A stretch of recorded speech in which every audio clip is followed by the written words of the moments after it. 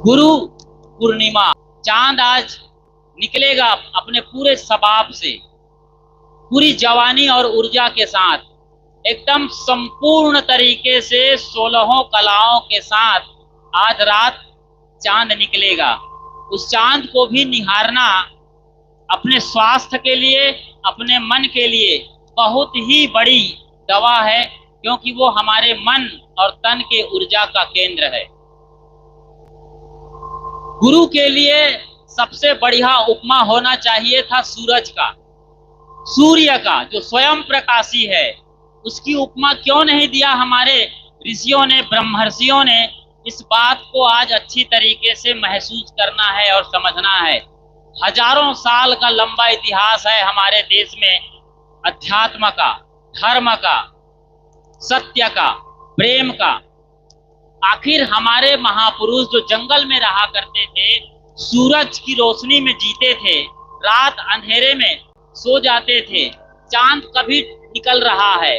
और आषाढ़ में आप देखते हैं बहुत मुश्किल है कि आषाढ़ में पूर्णिमा के दिन आपको चांद के दीदार हो जाएं। काली घटाएं छाई रहती हैं, उमड़ते घुमड़ते बादल हैं, लुका छिपी का खेल कई दफा चलता रहता है। कई बार तो चांद रात भर आपको नहीं दिखाई देने वाले हैं। ऐसे अद्भुत अवसर को हमारे गुरुओं ने चुना है, तो कोई तो बात होगी आपके लिए। वो कौन सी बात है जो गुरु की महिमा को चांद के जरिए हमारे ऋषियों ने, हमारे ज्ञानी संतों ने, आत्मज्ञानियों ने, आत्मा साक्षात्कारी महापुरुषों ने चांद को चुना है गुरु के लिए? क्या बात है, अद्भुत। आप जानते हैं कि सूर्य की रोशनी से चांद रोशन होता है और उसकी रोशनी में भी ताकत नहीं है। मुश्किल से धरती तक वो अपना प्रकाश दे पाता है, बाकी और ग्रहों में नहीं जाता। सूरज स्वयं प्रकाशी है, चांद प्रकाशी है, उधार की रोशनी लेता है चांद। लेकिन गुरु के साथ इनकी तुलना हुई है। गुरु पूर्णिमा, गुरु जैसा परिपूर्ण हो जाओ, ये आप सबके लिए एक बड़ी उपमा है, उदाहरण है और रास्ता है। इन चीजों को क्रमशः समझते जाइए। चांद को आपने देखा है, एक दिन का चांद होता है। उस जन्म लेते चांद को हम शायद नग्न आंखों से देख नहीं पाते हैं, बड़ी मुश्किल है। बहुत कोई संयमी, त्यागी, तपस्वी किस्म का व्यक्तित्व होगा, साधक, तभी एक दिन के चांद को देख पाएगा। वरना हमारी भारतीय परंपरा ने दूज के चांद की पूजा की है, तृतीया के चांद की पूजा की है, अक्षय तृतीया, भाई दूज के त्योहार बनाए गए हैं, क्योंकि तभी हम दीदार कर पाते हैं चांद के। तो चांद धीरे धीरे अब बढ़ने लगा है, गहन अंधेरे से निकल के आया है। समझ रहे हैं? 15 दिन की अमावस की रात में चांद खो गया था। चांद था मगर खोया हुआ था, अंधेरे में लिपटा हुआ है। अब धीरे धीरे आंख उसकी खुल रही है। एक बार में आंख नहीं खोलती, ऐसे धीरे धीरे पलकें उठती जाती है और कम से कम 15 दिन लग जाते हैं पूरी आंख खुलने में। और ऐसी धीरे धीरे वो अपनी कलाओं के साथ विकसित होकर के पूर्णिमा में शीतलता प्रदान करता है संपूर्ण रूप से। तो आषाढ़ को क्यों चुना है? आषाढ़ बड़ी मुश्किल से चांद के दीदार होते हैं, वरना शरद के मौसम में तो चांद अकेला होता है आसमान में। वहां पर शिष्य नहीं है, चांद गुरु की तुलना चांद से की गई है। तो आसमान में खुले मुक्त गगन में केवल गुरु निकला होता है। न वहां कोई बादल है, न बिजली की चमक है, न उमड़ घुमड़ है। शिष्य कैसा होता है? उमड़ने वाला, घुमड़ने वाला, लौटने वाला, तूफानी और शैतानी मचाने वाला। बिजली जैसा कभी जोर से चिल्लाएगा, चमकेगा, कभी चुप हो जाएगा। बादल जैसा गुर्राएगा, घुमड़ेगा और कई दफा बरसेगा भी नहीं, धोखा देने वाला। शिष्य की ये गुण है।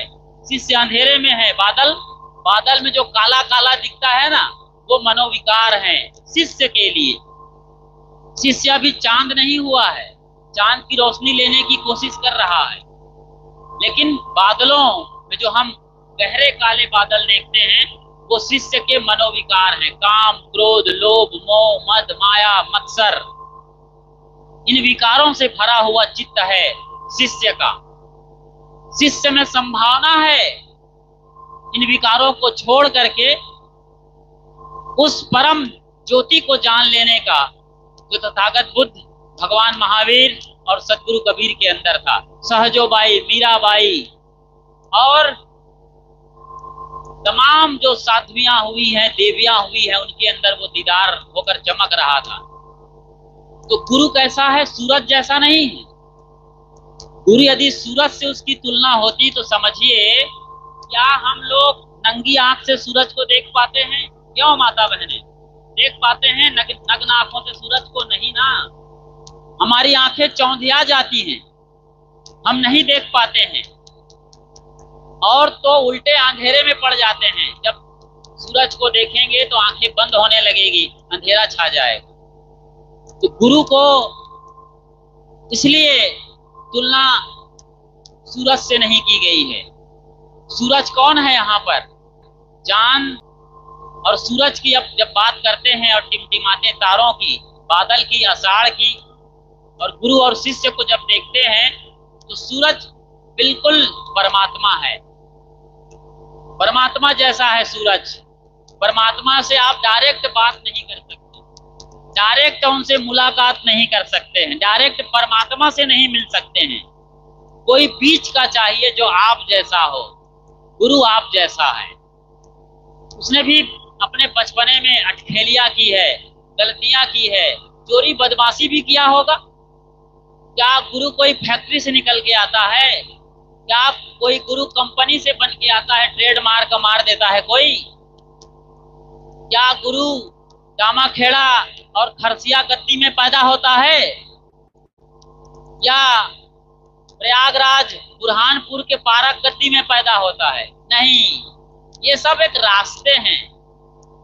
यहाँ उनको तरासे जाते हैं, ये अलग बात है। तरासे जाते हैं, उनके विकार निकाले जाते हैं, गलत पत्थर छांटे जाते हैं, और उसी पत्थर में ही स्वयं परमात्मा प्रकट होता है, गुरुत्व प्रकट होता है। परमात्मा शक्ति जो स्वयं को जानने की सत्ता है, जो स्वयं को जानती है, दूसरे को जानती है, वो परम तत्व आपके भीतर विराजमान है। लेकिन जब तक गुरु ना मिले, जब तक स्वयं का बोध ना हो, तब तक अभी यात्रा में हैं आप, रास्ते में हैं। चांद 15 दिनों तक रास्ता तय करता है, बल्कि महीने भर कहना ज्यादा बेहतर है।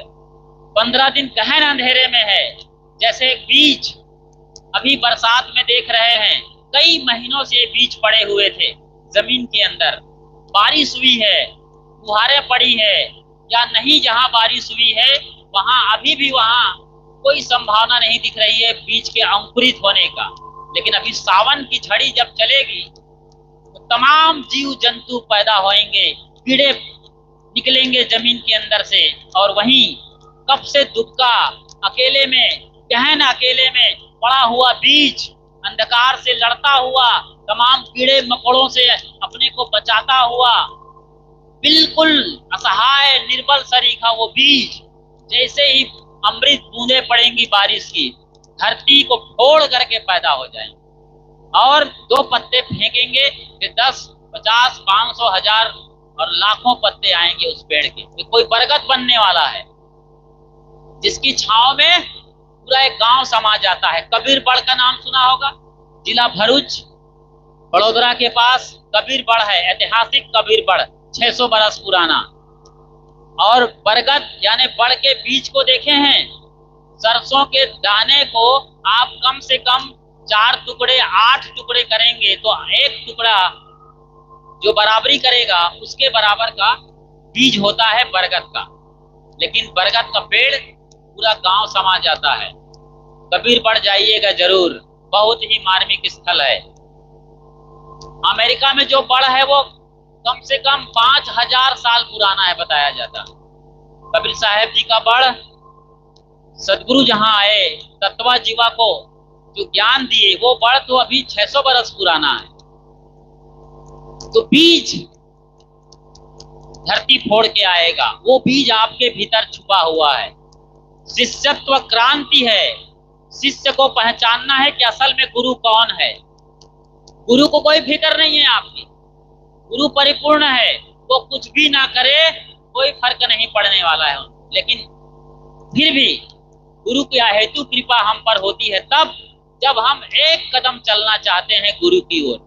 एक कदम आप सच्चाई की ओर चलिए, एक कदम आप अपनी आत्मा की ओर चलिए, एक कदम आप अपने प्रेम की ओर चलिए, प्रेम से जीना शुरू करिए। एक कदम चलना है अध्यात्म की ओर, धर्म की ओर, गुरु की ओर। एक कदम चलते हो आप तो बाकी 99 कदम के आप मालिक हो जाते हो।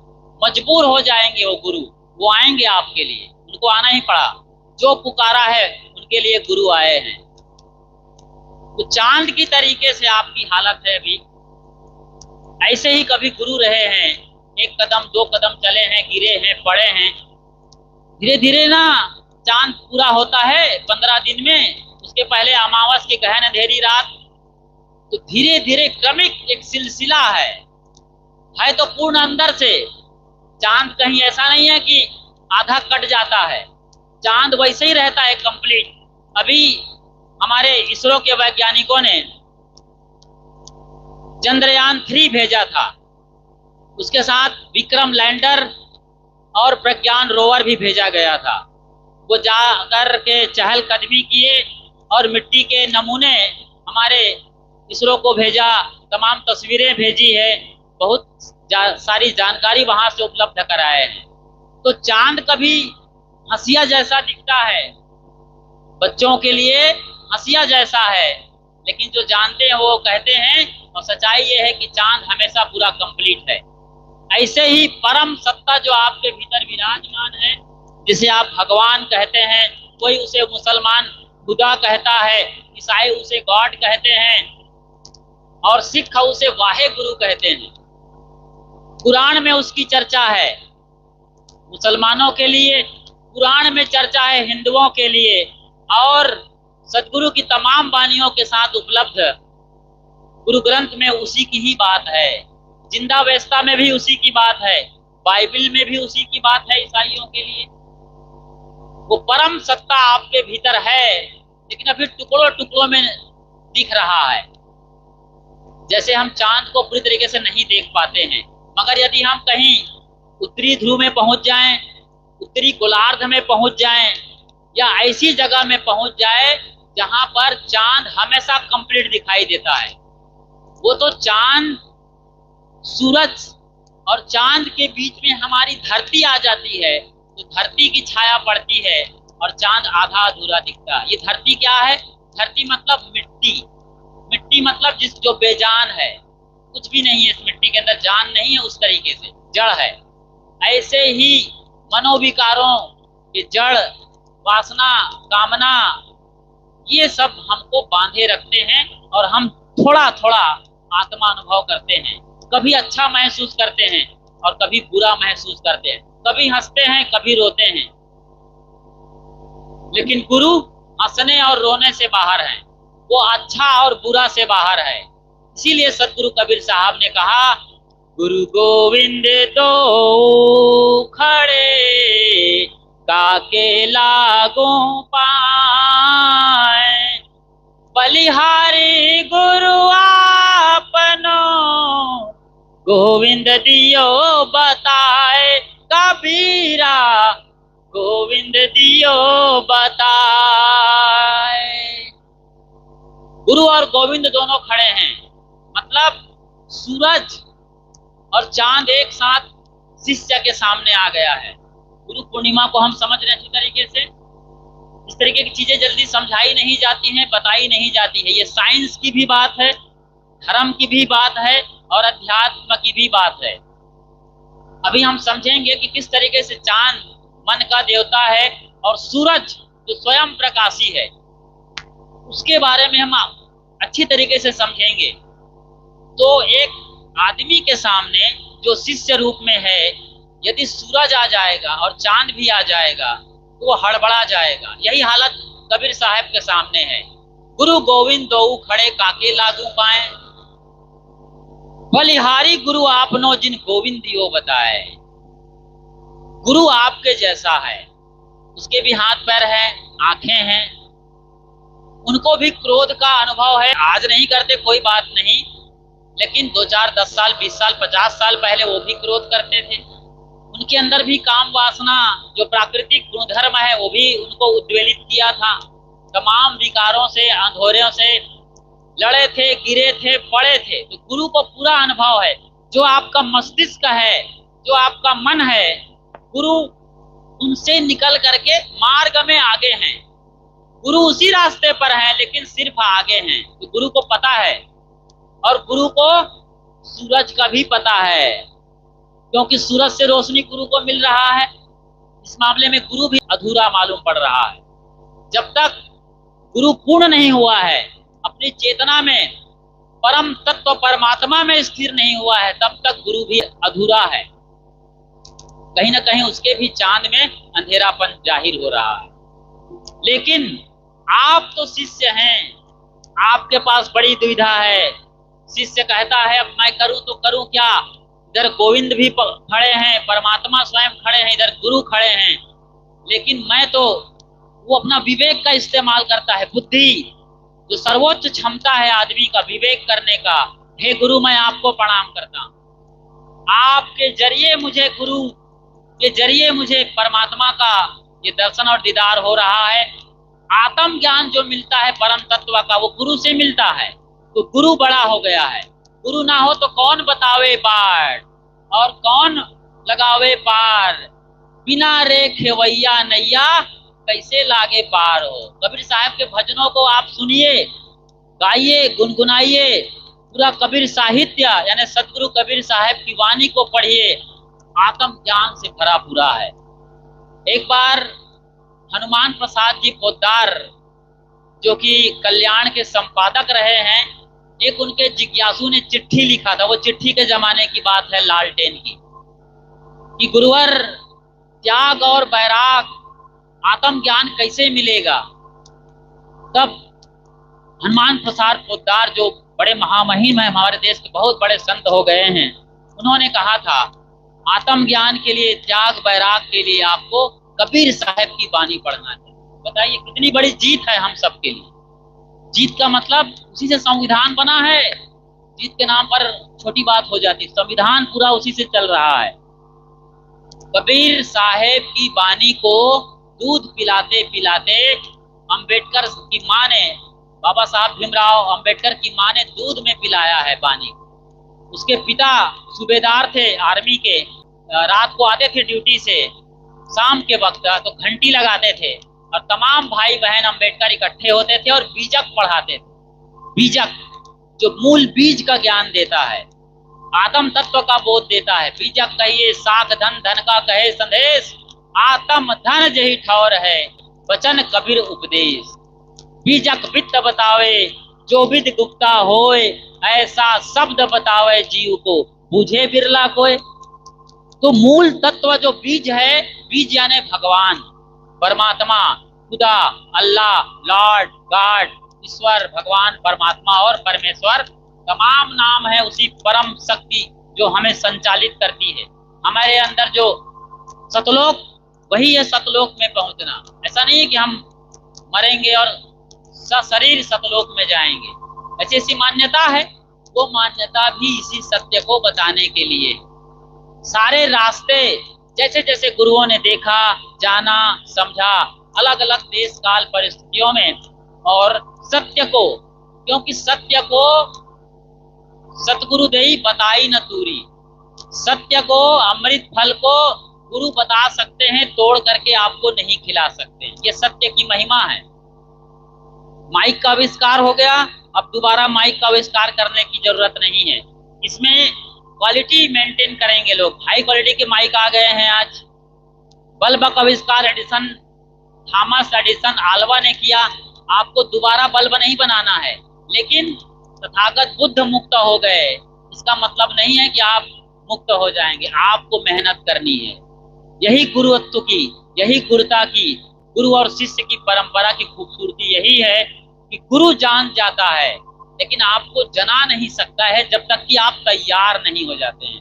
शिष्य को तैयार कर रहा है गुरु। यही गुरु पूर्णिमा का महत्व है। इसीलिए गुरु के दरबार में आप लोग हाजिर हुए हैं, गुरु की वाणी को सुन रहे हैं, समझ रहे हैं। वरना क्या कमी थी आपके यहाँ? गुरु के पास क्या मिलता है?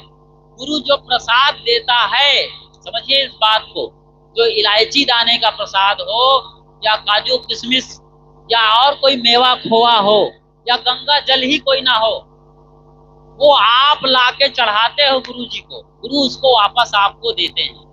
गुरु उनके पास क्या है? ये ऐसी चीजें जो बाजार में मिलने वाली ना ना, वो तो परम तत्व को जानते हैं, उसी को बांटते हैं। तो गुरु आपको वो बोध देते हैं।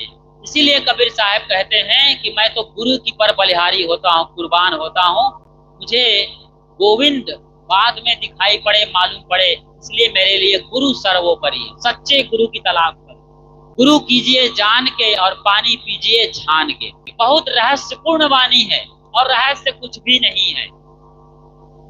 गुरु पूर्णिमा, चांद जैसा पूरा खिल जाओ आप पूरे सबाब में। क्यों चांद से गुरु की तुलना हुई है? ये हमने देखा है कि गुरु आप जैसा है। कल वो बिल्कुल आप जैसा था। उन्होंने अपने मन को मांझा, तपस्या किया अपने गुरु के सानिध्य में। आप लोगों के लिए और बड़ी बात मैं बता रहा हूं। मैं इसलिए बोल रहा हूं कि मैं अपनी आवाज से उसको बताऊंगा, वरना ये ज्ञान तो हमारे गुरु संतों ने सदियों से बांटा है और पूरे ब्रह्मांड में ज्ञान गूंज रहा है। कृष्ण और अर्जुन यदि हुए हैं कभी, इतिहास के पन्ने पर तो नहीं है, पौराणिक महाकाव्यों में हैं, यदि हुए हैं, भारत यही कहता है यदि कोई उपाय हो, कोई मशीन हम बना लें, तो कृष्ण और अर्जुन के संवाद को आज सुन सकते हैं हम। ठीक ऐसे ही जैसे कि सदगुरु अभिलाष साहेब आज से 12 बरस पहले चले गए, उनकी आवाज को हम पहले कैसेट से सुनते थे, रील वाली, फिर सीडी डीवीडी आई और आजकल पेन ड्राइव, मेमोरी और हार्ड डिस्क में सुन सकते हैं। और ये जो लाइव प्रसारण आप देख रहे हैं अपने पसंदीदा यूट्यूब चैनल खुशहाल जिंदगी टीवी से, ये पूरा डेटा कहाँ स्टोर हो रहा है? गूगल यूट्यूब के थ्रू कहाँ स्टोर हो रहा है? लॉस एंजलिस में, और कहीं टोरंटो में, कहीं टोक्यो में, कहीं शंघाई में, क्योंकि यूट्यूब ने पूरी दुनिया में बड़े बड़े स्थानों में इसे स्टोर करके रखा है, इस डेटा को।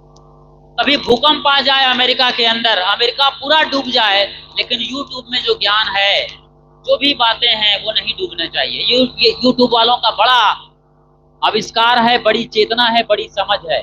तो मैं ये कह रहा था कि आत्म ज्ञान के उपदेश ब्रह्मांड में फैले हुए हैं और ब्रह्मांड के ही हम हिस्से हैं ना, हम कोई अलग नहीं है। पिंडे सो ब्रह्मांडे, जो पिंड में है मेरे भीतर, हमारे भीतर वही ब्रह्मांड में है।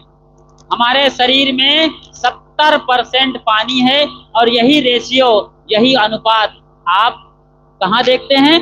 समंदर में, वहां भी 70% पानी है। पूरा गणित साफ साफ है, केवल गणित को बिठाने आना चाहिए। जैसे बच्चे को खिलौनों को ऐसे ऐसे करके तोड़ फोड़ के घुमा करके यूं सेट कर देते हैं ना, बस यही जिंदगी का काम है। कुछ भी आपको खरीदना नहीं है, उधार में लेना नहीं है। उस परम तत्व ने, उस परमात्मा ने, उस आत्मा ने, जो आत्मा परम हो गई वो परमात्मा है, वही प्रकृति है उसका दूसरा रूप।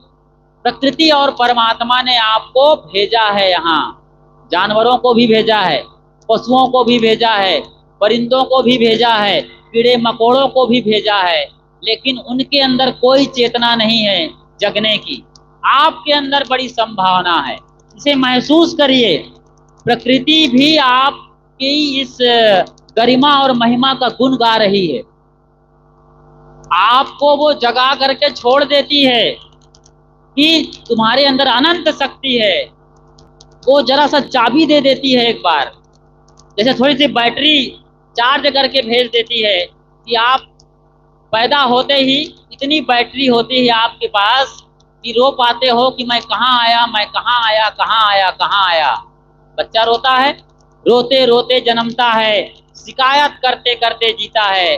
और बड़ा दुर्भाग्य है जाको सदगुरु ना मिला, व्याकुल दहुदिस धाय, आंख न सूझे बावरा, घर जरे घूर बुताए। घर में आग लगी है, घूर में बुता रहा है। समस्या कहीं है, समाधान कहीं और ढूंढ रहा है। जाको सदगुरु ना मिला, व्याकुल दहुदिस धाय। जन्मते रोते रोते शिकायत करते करते जीते हैं, लेकिन जिनको सदगुरु नहीं मिला है वो पछताते पछताते मरता है। ये मनुष्य का सबसे बड़ा दुर्भाग्य है। वरना गुरु मिल गया तो हंसते हंसते मरता है, मस्त होके मरता है।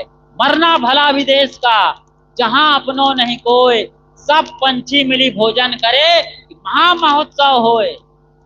आप लोग बूढ़े हो गए हैं, सरकार रिटायर्ड कर दी है, लेकिन फिर भी घर में चिपके हुए हैं, बुरी तरीके से चिपके हुए हैं। अरे थोड़ा संतों के पास आओ, गुरु का सेवा करो। बड़े बड़े आश्रमों को मैंने इसी बिहार के अंदर देखा है, बियां बां हो रहा है। हजारों रंग के फानूस थे, झाड़ उनकी कब्र पर और निशा कुछ भी नहीं। एक महंत से मैं कुछ दिन पहले मिल के आया, बड़ा लंबा चौड़ा उनका विस्तार है, बड़ा राजा प्रसाद जैसा भव्य भवन है, लेकिन वो बिल्कुल अकेला है। और कोई दूसरा है तो उनका बॉडीगार्ड है, गनर है। कोई रोटी बनाने वाला नहीं है। यदि वो साहब मुझे सुन रहे होंगे तो मैं माफी चाहूंगा, लेकिन सच बताना इसलिए है ताकि इन्हीं में से कोई जीव जगेगा और शिष्यत्व की क्रांति करेगा। गुरु होना बहुत सरल है, शिष्य होना बहुत कठिन है। शिष्यत्व महान क्रांति है, गुरु से भी बड़ी क्रांति है शिष्य होना। कोई पान तमाकू का खेल तमाशा नहीं है जो कंठी बांध दे और आप चेले हो जाओ। ना ना, ये सस्ता सौदा नहीं है। गुरुआ तो सस्ते भय, चेला तो सस्ते भय कभी नहीं बोला कबीर साहब ने। गुरुआ तो सस्ते भय, कौड़ी अर्थ 50, अपने तन की सुधि नहीं, शिष्य करण की आस। वो साहब हमें कह रहे थे, रोटी बनाने के लिए एक माँ रखा है उन्होंने, और हमने उनके बारे में जाना तो पता चला कि वो एक विधवा है। उनके पति नहीं, बच्चे हुए नहीं। वो अपने घर भी है, उनके बहन बेटियां रहती हैं, रह लेती हैं, लेकिन आश्रम में रोटी सब्जी बनाती है। कैसा दुर्भाग्य है। हमारा देश जो गुरुओं का देश कहलाता है, कभी विश्व गुरु रहा है, पूरी दुनिया को हमने आत्म ज्ञान बांटा है, आज कंगाली के कगार पर है। बदहाली इस कदर फैल गई है कि गुरु खोजने पर नहीं मिल रहे हैं। आश्रम सुना सुना है, गुरु को समझा नहीं जा रहा है। सच्चे गुरुओं को, एक झूठे गुरु की वजह से सच्चों गुरुओं की बड़ी बदनामी हो रही है। अभी जैसे वो तथाकथित या पुलिस का आदमी जिन्होंने एक महिला से छेड़खानी किया, सस्पेंड कर दिया, पुलिस के थाने से रोड पर आ गया और तंबाकू खाते खाते दिमाग लगाया कि अब मैं क्या कर सकता हूँ, गांजा पीना शुरू कर दिया। और खोपड़ी में बात आई कि क्यों ना मैं गुरुगिरी चालू कर दूं, तो वो गुरु बन गया।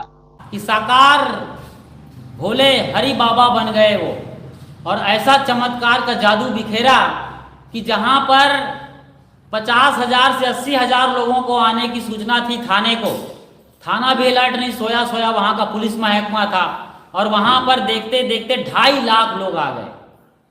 और 2.5 लाख लोगों में ऐसी भगदड़ मची कि देखते देखते गैर सरकारी आंकड़ों के अनुसार 500 लोग मारे गए। ये गुरुआ तो सस्ते भय हैं। ये पान तमाकू के भाव में मुक्ति को बेच रहे हैं, सार नाम दे रहे हैं।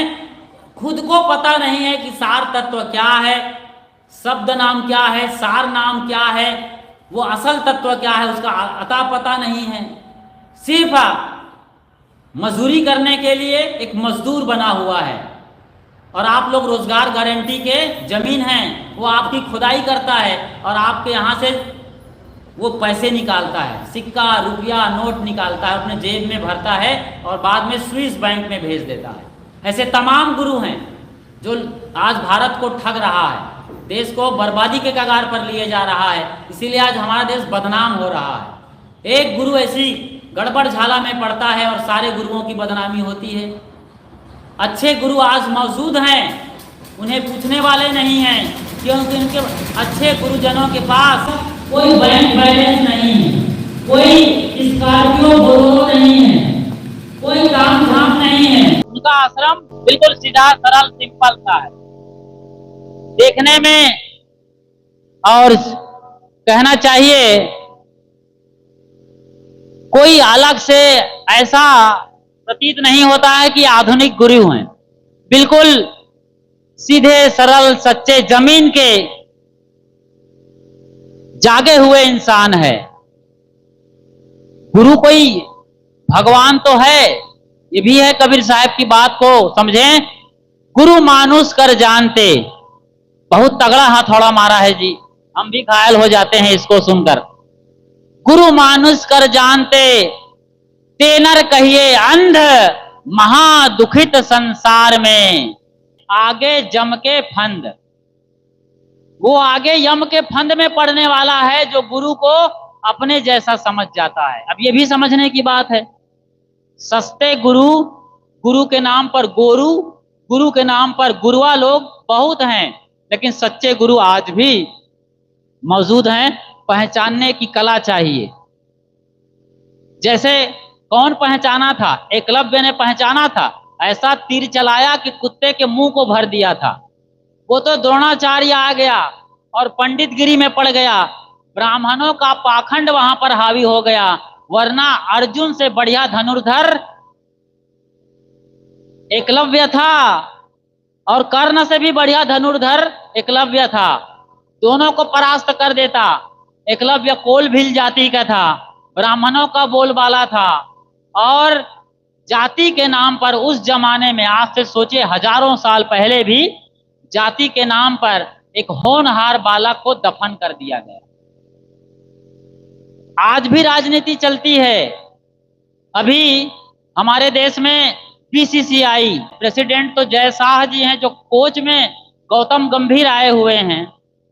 अब हर आदमी राजनीति करता है। एक तो गौतम गंभीर स्वयं राजनीति से आए, उन्होंने एक बढ़िया खिलाड़ी था ऋतुराज गायकवाड़, उसको साइड कर दिया। मतलब द्रोणाचार्य ने एकलव्य के नाम पर चल रहे ऋतुराज गायकवाड़ को साइड लगा दिया, और भी कईयों को। तो ये राजनीति हमेशा हावी रहती है।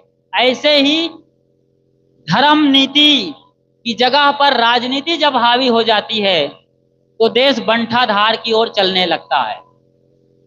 हजारों साल पहले भी राजा हुआ करते थे। जैसे मैं यहीं की बात करता हूं, आपके इसी इलाके की, राजगिरी का नाम सुना है? राजगीर, जहां हम कल परसों थे, राजगृह मगध नरेश जरासंध की राजधानी रही है। वहां पर बिंबिसार भी एक महान अनुयायी तथागत बुद्ध के बड़े शिष्यों में से एक शिष्य थे। कौन? बिंबिसार। लेकिन उसका बेटा पैदा हुआ अजात शत्रु। नाम ही अजात शत्रु है। अजात शत्रु का मतलब होता है जिसका कोई शत्रु पैदा ना हुआ है, ना होगा, ना है। ना हुआ है कोई शत्रु उसका पैदा, ना है, ना होगा। उसका बाप उसको रास्ते पर ले जा रहा था तथागत बुद्ध के ज्ञान की ओर। उसने अपने बाप को ही कैद कर दिया और कहा, पिताजी आप तो आराम से बैठो कोठरी में, हमको शासन करना है, हमको गद्दी संभालना है, हमें देश संभालना है। बताइए, ऐसे लोग सदा से, तो ये लोग धर्म को समझेंगे? अजात शत्रु का कोई नाम आता है? उन्होंने कोई बड़ा काम किया है, इतिहास के पन्ने को खंगालिए। हो सकता है कुछ किया हो बाद में, तथागत बुद्ध की कोई वाणी लग गई हो कान में, कोई आत्मा झंकृत हुई हो तो हुआ हो। अंगुलीमाल जैसा आदमी जो तलवार से लोगों को काट डालता था और सारे उनके गहने जेवर लूट लिया करता था, इतना बड़ा आतताई और राक्षस रहा है। नक्सलाइट कहिए, आतंकवादी कहिए, राक्षस कहिए, हैवान कहिए, शैतान कहिए, ये सारे गुण उनके अंदर भरे हुए थे। लूटपाट, हिंसा, हत्या ये कर रहे थे। तथागत बुद्ध, यहीं आपके वेणुवन की बात हो सकती है, नालंदा के आसपास की बात हो सकती है, बोध गया से नालंदा के बीच घने जंगल में बिहार के अंदर की बात है, जहां से हम कल परसों गुजर के आए हैं। तथागत बुद्ध बड़े आराम से जा रहे हैं। लोगों ने कहा उधर मत जाइए प्रभु, क्या है? लोगों ने बताया कि खूंखार राक्षस उधर रहता है, लोगों को मारकर कच्चा चबा जाता है, खून पी जाता है। तथागत तो मानवता के मसीहा हैं, मानवता के लिए जन्म लिए है, जगत उद्धार के लिए। क्योंकि जो अपने को जान जाता है उसे दूसरों का दर्द पता चल जाता है। यही गुरु की सबसे बड़ी विशेषता है। सच्चा गुरु वो है जो स्वयं को जानकर एक एक तकलीफ, एक एक दर्द को जानता है, ना सिर्फ अपने शिष्य के बल्कि दुश्मन के भी। पूरी मानवता के दुश्मन थे कौन? अंगुलीमाल। लोगों को मार मार करके अंगुलियों का माला पहन रहे थे। अंगुलीमाल नाम ही पड़ गया था। कहते हैं कि 999 लोगों को मार चुका था। 999 लोगों को मार चुका था। लगता है इसी घटना को पढ़कर, सुनकर, जानकर बाटा कंपनी वालों ने भी अपने चप्पल का दाम रखा है 999 रुपये, 599 रुपए। और यही काम सारी कंपनियां कर रही हैं, और ये आपके रिलायंस वाले भी कर रहे हैं। 399 रुपए में महीने भर का रिचार्ज था, वो अब 799 हो रहा है, 899 हो रहा है। साल भर का रिचार्ज 2999 का था, वो 3599 हो रहा है। समझिए इन चीजों को। तो 999 लोगों को मार चुका था अंगुलीमाल, एक और बाकी था। और बड़ा अच्छा संयोग रहा कि तथागत बुद्ध अब 1000वें उंगली बनने वाले थे। बड़ा मोटा ताजा, सुकुमार, गोरा चिट्टा बदन, मस्त हाथी के चाल से पीछे से वो चले आ रहे थे। हो सकता है अंगुलीमाल को भनक पड़ गई होगी पत्तों की आवाज से, और पलट के देखता है तो कोई आ रहा है, और उसको कहा ठहर जाओ। तथागत बुद्ध को जोर से चिल्लाया, ठहर जाओ। तथागत बुद्ध ने कहा, पलटते ही जवाब दिया कि मैं तो कब का ठहर गया हूं, तुम कब ठहरोगे? बस इसी एक लाइन ने पूरी उसकी दुनिया बदल कर रख दी। अरे ये कोई आदमी साधु का वेश बना के आ रहा है, ना इसके पास लाठी है, बस एक लंगोटी है इसके पास, लाठी भी नहीं है। ना कोई डर, ना कोई भय, ना कोई चिंता। तलवार लेके वो नंगा खड़ा हुआ है, नग्न तलवार लेके अंगुलीमाल खड़ा हुआ है, बाघंबर लपेटे, और कहता है ठहर जाओ। मैं तो कब का ठहर गया हूं, तुम कब ठहरोगे? ये है गुरु। ये गुरु ही बोल सकता है जो अपने को जान गया है और मौत के उस पार चला गया है। मौत उसका कुछ भी नहीं बिगाड़ सकती, मौत उसका कुछ भी नहीं बिगाड़ सकती है। एक फकीर हुआ है, उसको ले जाने के लिए हमारे देश में एक आतताई लुटेरा आया था। उसका क्या नाम था? सिकंदर। सिकंदर की माँ ने बोला था, बेटा जब हमला करने जा रहे हो हिंदुस्तान, तो मैंने सुना है हिंदुस्तान में बड़े बड़े साधु संत होता है, तुम लेके आना। सिकंदर ने अपने सिपाही को भेजा, जाओ अब चलने की बारी आ गई है, रास्ते में साधु मिले, उठा के लेते आओ। साधु कोई प्लास्टिक का डिब्बा है, कोई माटी ढेला है उठा के ले आओगे? गया वो उसका सिपाही, तलवार लेके गया था। कहे सिकंदर की आज्ञा है कि आपको चलना है, वो उसकी माँ की मनसा पूरा करना है उन्हें, और आपको अपने देश यूनान ले जाएगा। यूनान में भी संत हुए हैं, सुकरात, अरस्तु और प्लेटो। ये तिकड़ी है तीनों की, गुरु शिष्य, सुकरात, अरस्तु और प्लेटो। वहां भी सभ्यता फैली थी ज्ञान की, लेकिन खो गई थी। तो उसकी माँ शायद फिर से चाहती रही होगी परंपरा शुरू हो संतों की, कोई गुरु आए हमारे देश में, हमें जगाए, हम लूटने मारने वाले हो गए हैं। मेरा बेटा खुद सिकंदर बड़ा लुटेरा है, उसकी माँ चाहती थी। लेकिन बढ़िया रास्ता तो था, लेकिन ले जाने का तरीका बड़ा घटिया मालूम पड़ रहा था। वैसे अनुनय विनय किया उसके सिपाही ने, आखिर में जब नहीं माना, हम चलने वाले नहीं हैं, हम अपने मालिक हैं, हमारी मर्जी होगी तो जरूर चलेंगे, मगर आज जाने का कोई इरादा नहीं है, तुम जाओ। वो उल्टा भागा हुआ आया सिकंदर के पास। सिकंदर तमतमाया, क्या उसको तुमने तलवार नहीं दिखाया? हुजूर आपकी आज्ञा नहीं थी, वरना तो मैं सर कलम कर देता। नहीं नहीं, सर कलम नहीं करना है। और सिकंदर खुद आया और तलवार दिखाते हुए, वही उसकी पूंजी है, वही ताकत है, तलवार दिखाते हुए कहा, गुरुजी चलना होगा, माँ की बड़ी बेजोड़ आज्ञा है। का अभी कोई इरादा नहीं है, मैं शांत हूँ, यहाँ आराम से हूँ। हाँ, कोई और साधु मिले, हमारे देश में साधुओं की कोई कमी नहीं है। टमटमा गया। राजा खुद आया हो, जिसके चरणों में झुका हो, आज्ञा मांगा हो, प्रार्थना निवेदन किया हो, फिर भी गुरु न स्वीकारे। यही तो गुरु की मस्ती है। हमन है इश्क मस्ताना, हमन को होशियारी क्या, रहे आजाद या जग में, हमें दुनिया से यारी क्या। यही लाइन बोला होगा उस वक्त उस बाबा ने, उस गुरु ने, अपनी भाषा और अपनी शैली में। यही बात रही होगी। तलवार निकाल लिया, तमतमा गया सिकंदर, अभी मैं 2 टुकड़े कर दूंगा, सर अलग धड़ अलग। वही करते आया है जिंदगी भर। तो गुरु ने कहा, जो अभी बैठा था खड़ा हो गया, वो गुरु खड़े हो गए और कहा, करो, ये रही मेरी गर्दन, लगाओ तलवार, चलाओ इस पर। अभी मैं भी देखता हूं कि मेरी गर्दन इस धड़ से कैसे अलग होता है। क्या बात है, इतना अनूठा गुरु। क्योंकि उनको मालूम है गुरु को, नयनम चिंतन्ति शास्त्राणि, नयनम दहति पावकः, ना चाक्लेद्यं तापो, ना शोषयति मारुतः। आत्मा को शस्त्र काट नहीं सकती, ये अर्जुन को उपदेश करते हुए कृष्ण कह रहे हैं।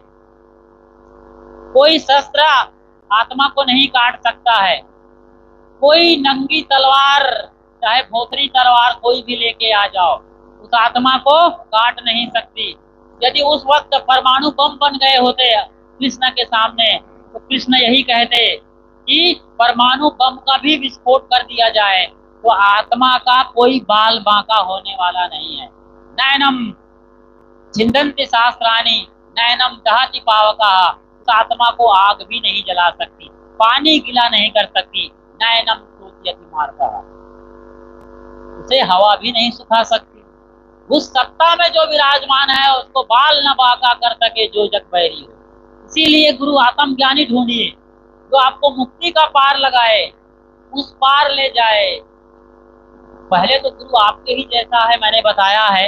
आपके घर आएंगे गुरु, चरण पखारेंगे और चादर बिछाकर, श्वेत चादर बैठ, साफ सुथरा घर करिए, श्वेत चादर बिछाइए, चरण पखारिए, तिलक चंदन माला करिए, आरती करिए, फल फूल भेंट करिए। तृप्त हो जाएंगे, फिर बैठिए और अपनी बात रखिए, शंका समाधान रखिए अपना, और अपने घर की समस्या को भी निकालिए। आपके दिल में ही अंधेरा नहीं है। मैं बिहार में आता हूँ तो देखता हूँ लोगों के दिल में तो अंधेरा है ही, लेकिन घरों में भी गहन अंधेरा है। घर एकदम अस्त व्यस्त है, चारों तरफ गंदगी फैली है। जिस घाट पर आदमी सोता है, लगता है चादर इतनी काली और मैली कुचैली हो गई है, 6 महीने से नहीं धोया है, इतने मैल पड़े। बड़ी घिन आती है। दुर्भाग्यजनक है हमारे लिए, घिन नहीं आना चाहिए, लेकिन ऐसी दशा में आप बैठे होते हो। अरे घर तो साफ सुथरा रखो, चूल्हा चौका साफ रखो, टॉयलेट बाथरूम बढ़िया नीट क्लीन साफ रखो। गांधी जी ने कहा कि शौचालय इतना साफ सुंदर होना चाहिए कि मैं वहां पर गीता पढ़ सकूं, बीजक पढ़ सकूं। सोचिए जरा, ये आपके अंदर के भीतर अंधेरा भरा हुआ है, कचरा भरा हुआ है, इसलिए आप पूरे घर को कूड़ा कबाड़ डस्टबिन बना के रख देते हैं। अपने घरों को देखिए आप, कहीं गोबर पड़ा है, कहीं बच्चे की टट्टी पड़ी है, कहीं छाता उल्टा है, कहीं जूता उल्टा है, और तो और भगवानों की तस्वीर पर अपना पजामा टांग देते हैं। खूंटी पर भगवान है, वहां पजामा को, चड्डी को टांग दिए। बड़ा दुर्भाग्य है। हम गुरु की महिमा और आत्म ज्ञान की बात करें, ये सही है आज के दिन, लेकिन आपके घर में अंधेरा हो, अस्त व्यस्तता हो, तो हमारा कहना सार्थक नहीं होगा। मन का देवता भी हमने बताया है आपको, चंद्रमा, उस पर भी बात होने वाली है। जब तक मन निर्मल नहीं होगा, ये मन तो निर्मल भया जैसे गंगा नीर, पाछे पाछे हरि फिरे, कहत कबीर कबीर। कबीर वैसे ही थे, साधारण तरीके से पैदा हुए थे, उसके तो माँ बाप का भी पता नहीं है। समझ रहे हैं? कबीर साहब के माँ बाप का भी पता नहीं है आज तक। तो क्या कबीर छोटे हो गए? किसी माँ ने गर्भधारण किया और छोड़ आया था लहरतारा तालाब के किनारे। नीरू नीमा दंपति ने उठाया, लालन पालन किया, उसकी चेतना धीरे धीरे जगी और कपड़ा बुनते बुनते भी उसने गाया, झीनी झीनी बीनी चदरिया, झीनी झीनी बीनी चदरिया, काहे को ताना काहे को बाना, कौन ज्ञान से बीनी चदरिया। तो ताना बाना, कपड़े बुनते हुए आत्मज्ञान की बात करते थे साहब। पूरा पद पढ़ेंगे तो सुषुम्ना, पिंगला और श्वासों का ये जो ताना बाना चल रहा है सब समझाया है साहब। पूरा बीजक पढ़िए, कबीर के भजनों को पढ़िए, कबीर वाणियों को पढ़िए, आत्मज्ञान भरा हुआ है। मैंने हनुमान प्रसाद पोद्दार की बात करी थी, जो अपने शिष्य को कहता है त्याग, बैराग और आत्मज्ञान चाहिए तो कबीर वाणी पढ़ना चाहिए। उनको मालूम था कि रामायण और महाभारत में ये बात नहीं है, गीता में भी वो बात नहीं है। वेद नेति नेति कहते थक गए और तमाम ग्रंथ, पंथ और शंकराचार्य जैसा व्यक्तित्व भी अनर्वचनीय कह दिया। उस ज्ञान को कबीर साहब ने बिल्कुल सुलभ करा दिया। गांव का अनपढ़ गंवार कहे जाने वाला आदमी भी उस ज्ञान को अच्छी तरीके से पढ़ सकता है, सुन सकता है, समझ सकता है। इसीलिए सदगुरु कबीर साहब को संत शिरोमणि कहा गया है। बोलिए सदगुरु कबीर साहेब की, संत सम्राट सदगुरु कबीर साहेब, सदगुरु अभिलाष साहेब की। अभिलाष साहेब ने ऐसा अलख जगाया, ऐसी ऐसी किताबें लिखी हैं कि पूरी दुनिया में उनकी किताबें आज पढ़ाई जा रही हैं। कबीर वाणी को दुनिया भर में प्रचारित करने के लिए सदगुरु अभिलाष साहेब, जो मेरे गुरुदेव हैं, 15 साल उनके अंग संग रहा, उन्होंने ही इस काबिल हमें बनाया है कि आज आपके सामने हम बैठ पाते हैं। ऐसे महान गुरुवर की पावन यादों में श्रद्धा सुमन समर्पित है। सदगुरु अभिलाष साहेब ने कबीर साहब को देश दुनिया के कोने कोने तक पहुंचाया। और आपके बिहार में कबीर साहब की वाणी को गांव गांव में, गली गली में, जन जन में, मानस मानस में जो बैठाए हैं वो हैं आचार्य सदगुरु धर्म स्वरूप साहेब जी।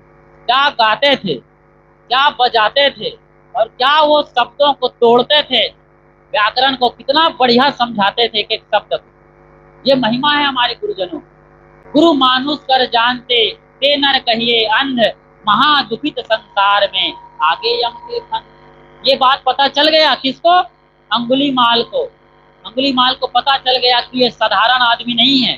दिख रहा है मेरे जैसे, 2 आंखें हैं, 2 कान, 2 नाक है, मुंह है, हाथ पैर, लिबास कुछ दूसरा था, गैरिक वस्त्र थे उनके, आग उगलती उसकी वाणी थी और आग उगलते उनके वस्त्र थे, जलता हुआ गैरिक वस्त्र।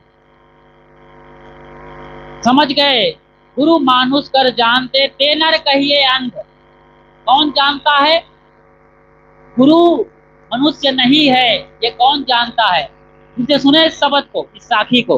गुरु मानुष कर जानते ते नर कहिए अंध, महा दुखित संसार में आगे यम के फंद।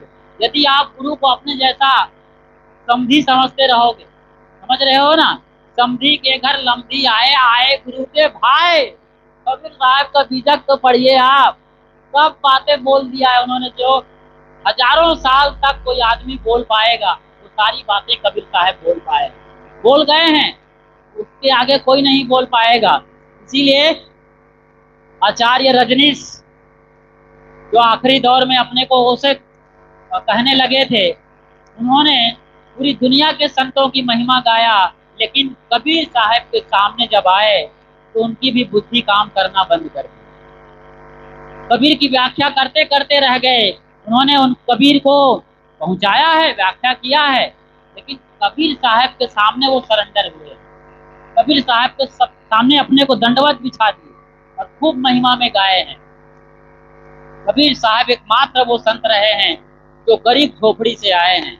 मैं तो एक कदम और कहना चाहूंगा और कह रहा हूं, जिसको मुझे कुछ कहना वो कह ले, मुझे किसी की परवाह नहीं, मैं सच्चे पथ का राही हूँ, कह सकता दिन को रात नहीं, ईमान बेच दूं टुकड़ों पर, ये मेरे बस की बात नहीं।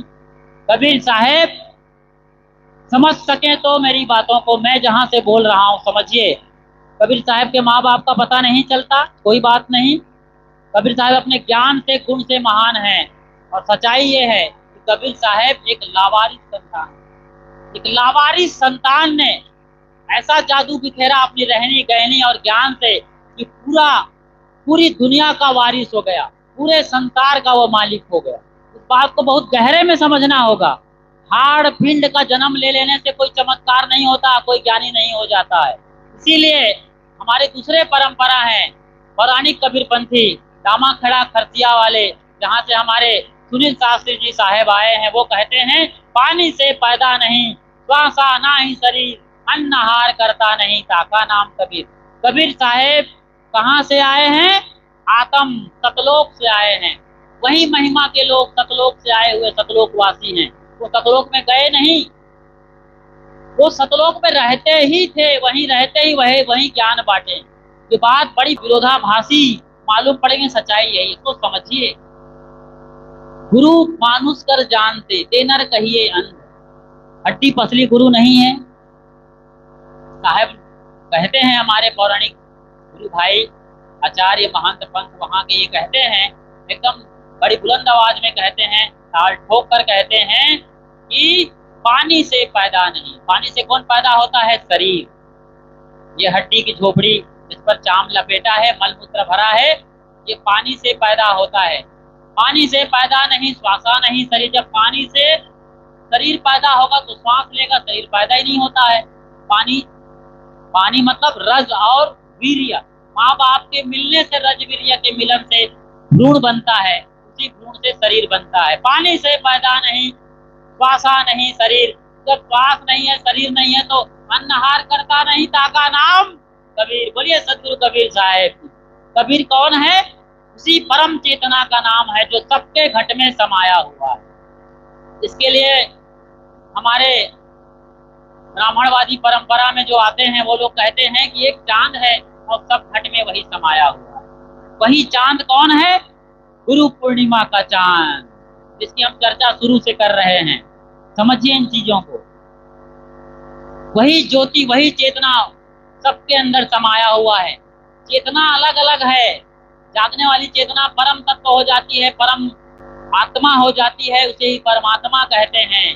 चेतना अलग अलग है, क्वालिटी एक है, क्वांटिटी अनेक है। समझ रहे हैं इस चीज को? चेतना की क्वालिटी एक ही है, जागना और जगाना। चाहे वो घोड़े के अंदर हो तो भी जागेगा जगाएगा, कीड़े के अंदर होगा तो भी जागेगा जगाएगा। कीड़े के सामने हाथ ले जाओगा तो कीड़ा गोल हो जाएगा। ऊपर काती कीड़ा भी निकला है, कीड़े को जरा सा टच करोगे वे गोल हो जाएगा। नौटंकी करता है, मैं मर गया, मुझे बख्श दो, मारो मत, क्योंकि आत्मा कभी मरना नहीं चाहती। आत्मा जब शरीर में है तो चैतन्यवान हो गया।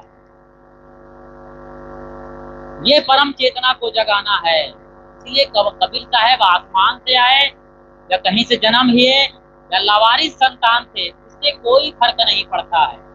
सच्चाई उसके ज्ञान की है, उसको ज्ञान को लेना है।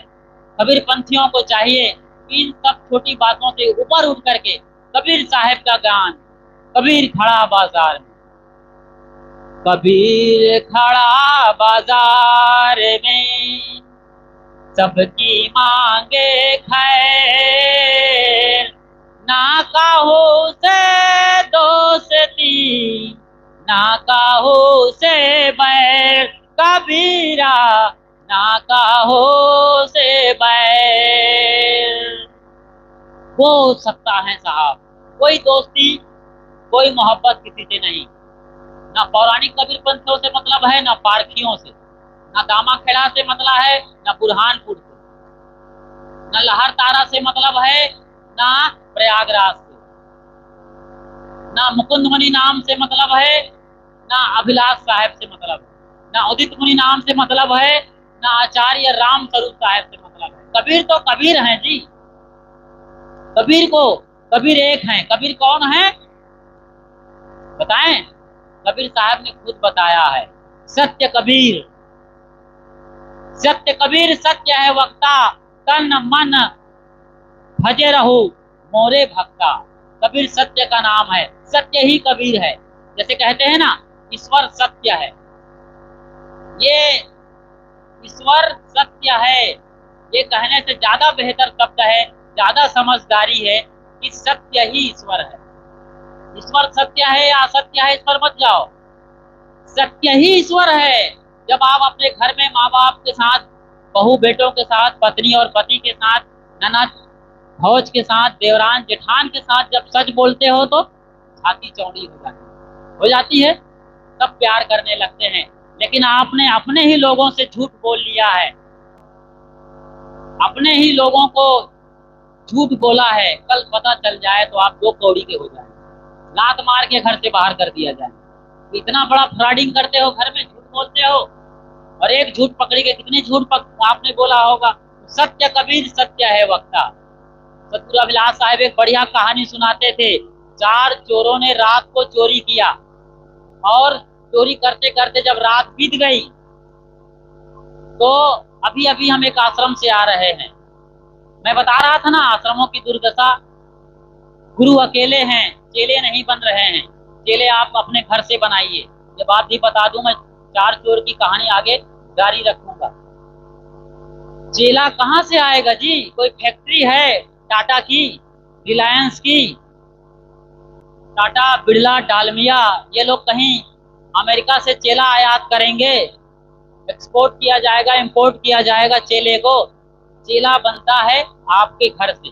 असली गुरु कौन है? माँ बाप, फिर दादा दादी, फिर उसके नंबर 2 पर गुरु आती हैं नाल छीलने वाली दाई, या आज नर्स कह सकते हैं, जो कनेक्शन है नाभि से माँ के गर्भ का, कट करते हैं। माँ और बाप नंबर 1 पर गुरु हैं। नंबर 2 पर कौन गुरु हैं? नाल छीलने वाली माँ। फिर नंबर 3 पर गुरु आते हैं जो और कई व्यवहारिक शिक्षा देते हैं, कैसे चलना, कैसे फिरना, कैसे बोलना।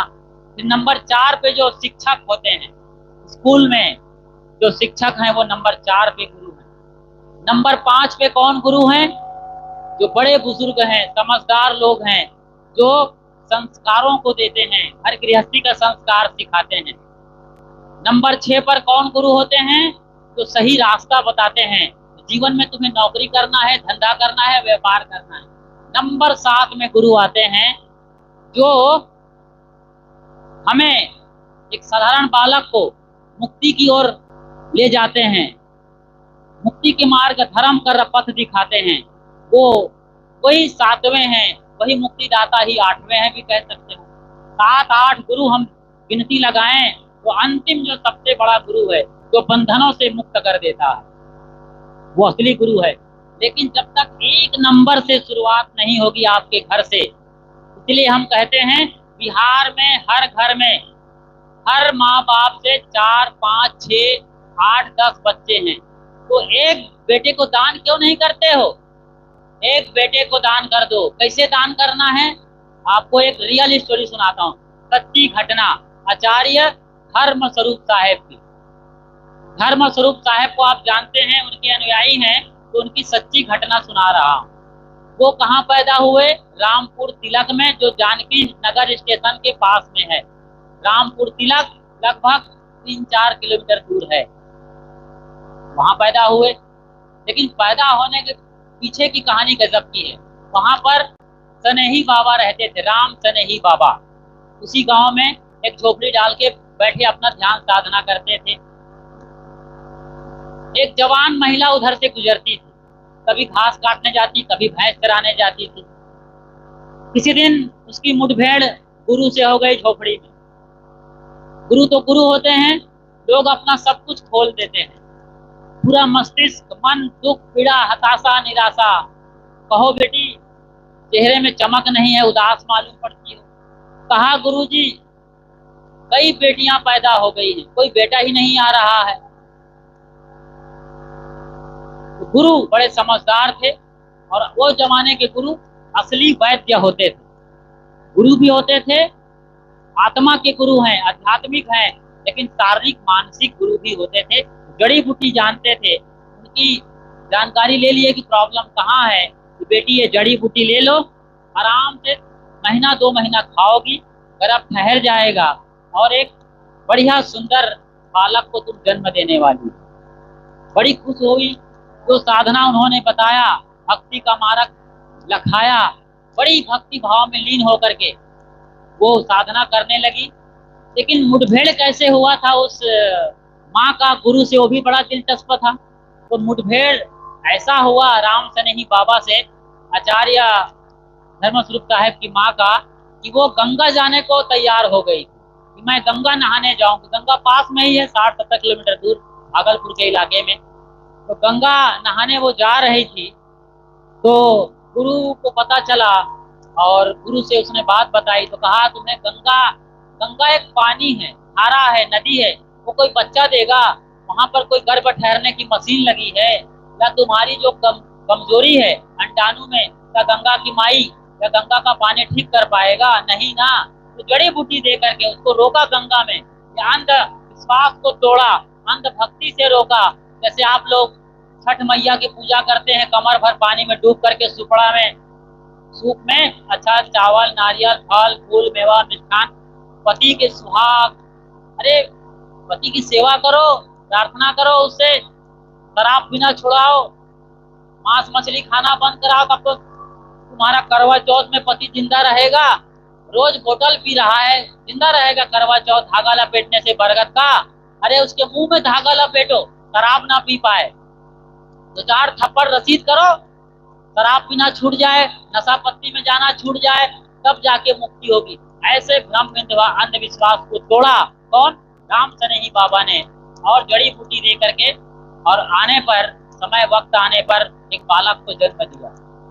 और गुरु ने कह दिया था जब बालक जन्म ले तो हमारे पास लाना और एक बेटे को मेरा चेला बनाना है। देखो चेला कैसे बनता है, एक बेटे को मुझे चेला बनाना है। तो उसने पहले बच्चे को कहा गुरु जी आपका चेला है, आपकी ही दवा दुआ लगी है इसमें, हमारा इसमें क्या है? आपकी ही दया है, आपकी ही दवा है और आपकी ही दुआ है। 3D 3 डायमेंशनल, 3 आयामी, सब तरह से आपका ही इसमें आशीर्वाद है।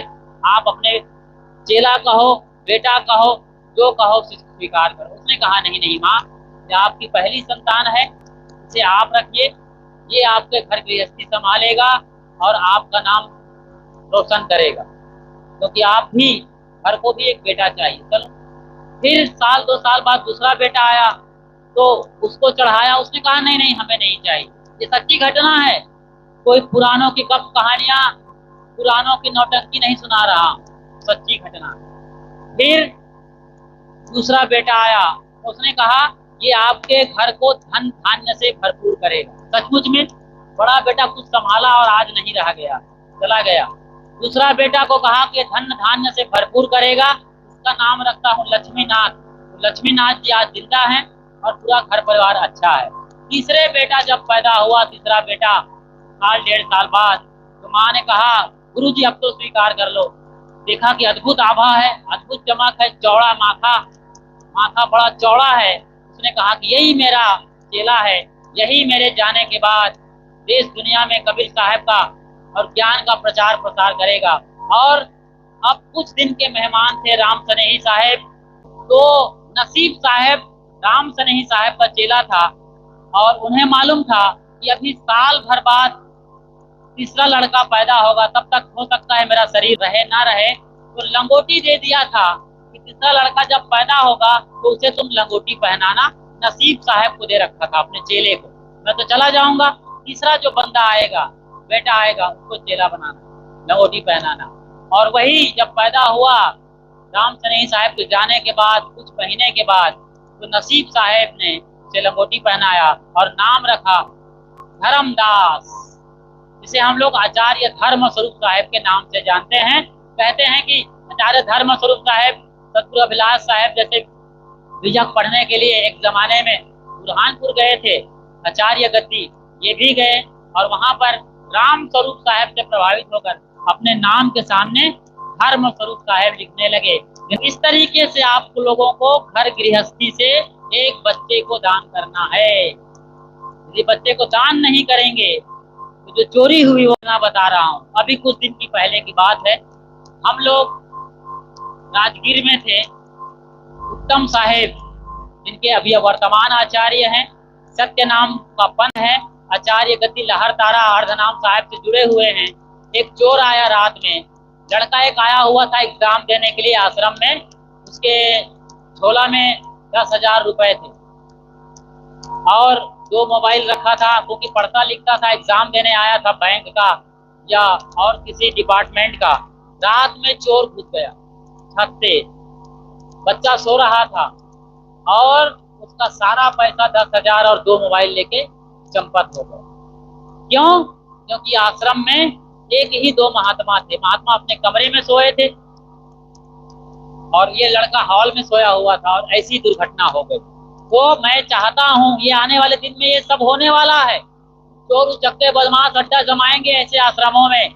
यहाँ वहां पड़े हैं खाली खाली हजारों एकड़ जमीन की, लड़ झगड़ करके चेला गुरु को मार मार के गद्दी पर बैठ रहा है। कब तक ये सिलसिला चलेगा?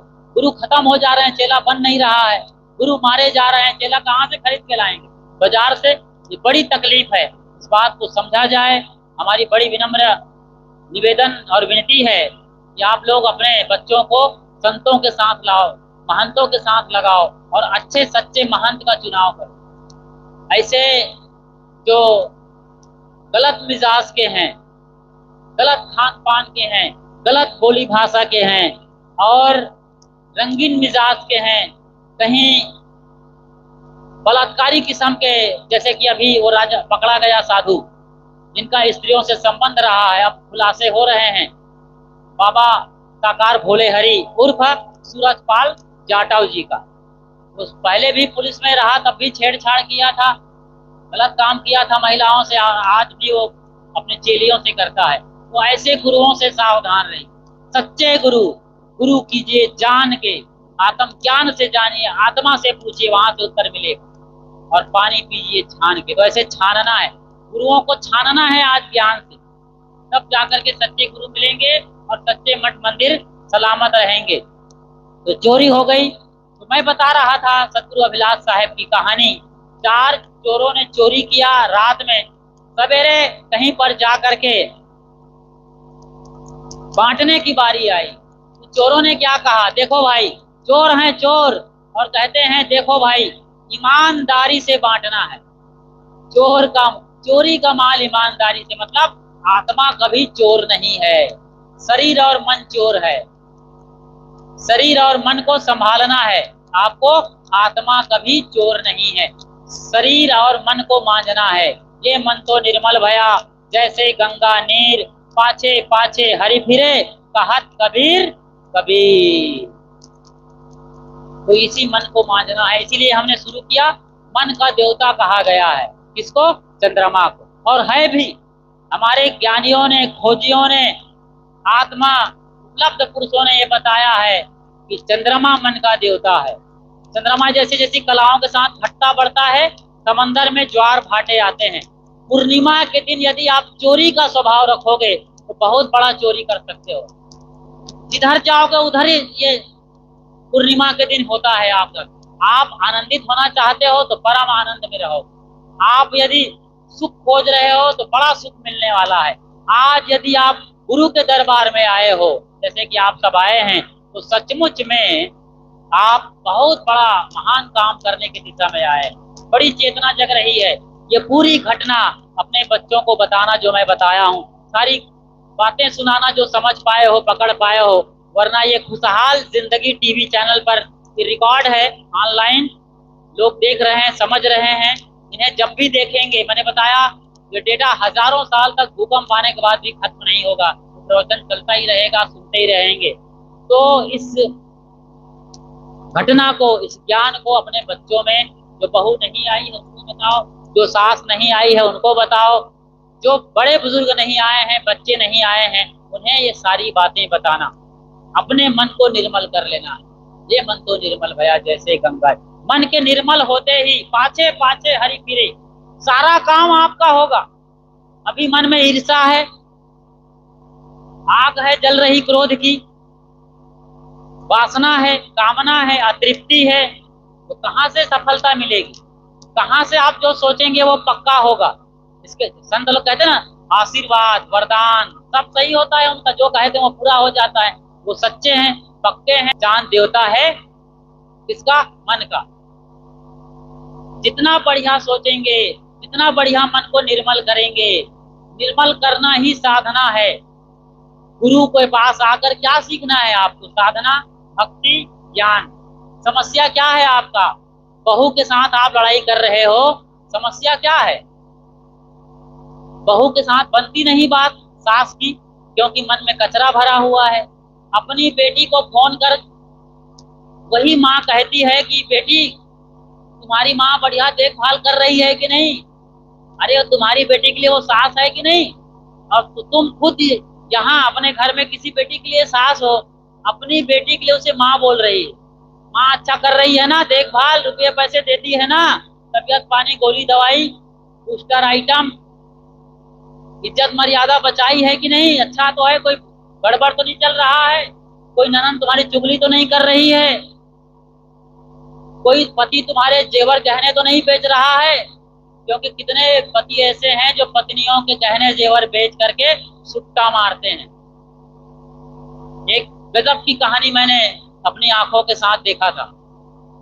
मैं ट्रेन में यात्रा कर रहा था, जापान की, माफ करिए, पंजाब की एक माँ थी, बड़ी गोरी चिट्टी लंबी चौड़ी थी, दिखने में बड़ी सुंदर थी, लेकिन बड़ी उदास थी। मैं पास में गया, माँ जी बड़ी उदास मालूम पड़ती हैं आप, क्या तकलीफ है आपको?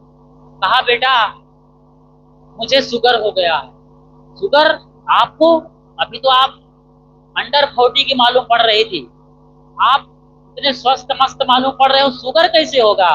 तब उसने कहा बेटा आप तो गुरु महाराज भी हो, सब मेरी अंदर की बात जानते हो, क्यों पूछते हो हमसे? मैंने कहा बताओ बताओ तो माँ। उसने बताया जो मेरी जमीन खिसक गई पैरों के नीचे की, ये होता है संसार में। उन्होंने कहा बेटा ये मेरी बेटी बैठी है सामने, उसकी बेटी थी 20-22 साल की, वो खुद 40 साल के आसपास की थी, वो भी सुंदर जवान। पंजाब के लोग ऊंचे कद के लंबे चौड़े गोरे चिट्टे होते हैं, आपने देखा ना पंजाबियों को, इसीलिए कैकई, कौन है कैकई? वहीं कंधार से, पंजाब से लाए थे राजा दशरथ। तो दशरथ की पत्नी का नाम था कैकई कि नहीं? समझ रहे हैं किसकी माँ थी? और किसना चाल चला था? उसने मंथरा के साथ मिलकर पूरा कबाड़ा कर दिया जी। तो उसने कहा उस माँ ने कि ये मेरी बेटी बैठी है, गुरुजी मैंने दहेज दिया था, लाखों रुपए का सामान जेवरात सब एक एक करके सुल्फा पी गया। सुल्फा कोई चीज है पीने की, जैसे हेरोइन, कोकीन, मर्फिन, ये ड्रग्स हैं खतरनाक। 1 ग्राम लोगे तो हजारों रुपए में मिलते हैं, कहे लाखों रुपए में तो कम है। करोड़ रुपए का 12 न्यारा घोटाले चलते रहते हैं, तस्कर करते हैं लोग, पकड़े जाते हैं। तो सुल्फा पीता है और एक एक करके इसके सारे गहने जेवर बेच डाले, इसको ही बेच देना चाहता है। बताओ एक माँ के लिए इससे बड़ी क्या सजा हो सकती है? जो उसका दामाद, जिसको वो बेटा समझता है, उसकी बेटी जो अगले वाले घर की बहू है, उसके साथ इतनी बड़ी गद्दारी कर रहा हो, उसे बेच देना चाहता हो। आज भी धर्मराज युधिष्ठिर जो बदनाम हुआ महाभारत में, धर्मराज युधिष्ठिरों की आज कोई कमी नहीं है। आज भी गांव गांव खोजेंगे तो कोई ना कोई जरूर मिल जाएंगे। हो रहा है आज टीवी की ब्रेकिंग न्यूज, अखबारों के बैनर, हेडलाइंस क्या बताते हैं आपको? यही कचरा ज्ञान, कचरा समाचार। इसकी बेटी को लेकर के वो भाग गया, उसकी बहू को लेके वो भाग गया, चैनल में सीरियल में यही दिखा रहा है गंदा गंदा। इसीलिए हमारा समाज बिगड़ रहा है। इसीलिए कहते हैं जागो, गुरुजनों के पास आओ। देश दुनिया कहाँ जा रही है? विश्व गुरु रहा है, आज भ्रष्टाचारों का गुरु बन गया है देश। हमारा देश कम से कम 10-20 नंबर पर, सही आंकड़े मुझे याद नहीं है, लेकिन भ्रष्टाचारी देश के आंकड़े जब जारी होते हैं तो हमारा देश का भी नंबर आता है भ्रष्टाचार के मामले में, 10वें पायदान पर है या 20वें पायदान। कितनी घूसपात चलती है। अच्छा आदमी गेट के बाहर रहता है, घूस देने वाला एंट्री मार लेता है, नौकरी लग जाती है। दिल्ली के गद्दी तक गद्दारी चलती है, नेताओं को खरीदा जाता है, बेचा जाता है। जिस देश में इतना बड़ा संविधान है, कबीर के वाणियों का कानून बना है, कबीर की वाणी के आधार पर कानून है, संविधान में कबीर है, संविधान में कबीर है और कबीर में संविधान है। कबीर साहब की वाणियों के आधार पर संविधान बनाया, देश का कानून है, लेकिन कानून के रखवाले ही आज गद्दार बन बैठे हैं और गद्दारी ऐसी करते हैं कि पता नहीं चलता है। मतलब 900 चूहे खा करके बिल्ली हज को चलती है और पूरी जनता उसको इबादत करती है, नमस्कार करती है, उसके नाम पर नमाज पढ़ती है। ये है हमारे देश का हाल। अधिकतम नेता ऐसे बिके हुए हैं, इसीलिए तो इतना भ्रष्टाचार है। अभी पुल 10-10 पुल आपके बिहार से नदी में कूद गए, गर्मी लग रही है ये बोल करके, समझ रहे हो? 10-10 पुल नदी में कूद करके आत्महत्या कर लिए, क्योंकि भीषण गर्मी चल रही थी ना 50 डिग्री की। नदी में पुल क्यों कूद गए? भ्रष्टाचार के कारण। नेता और ठेकेदार जब दोनों मिल जाते हैं तो ऐसे ही नदी में डूबने वाले पुल बनते हैं। अभी बरसात की शुरुआत नहीं हुई है, अभी सावन का महीना नहीं आया है और सारा पुल दर्जनों की तादाद में नदी में जा समाये आपके देश के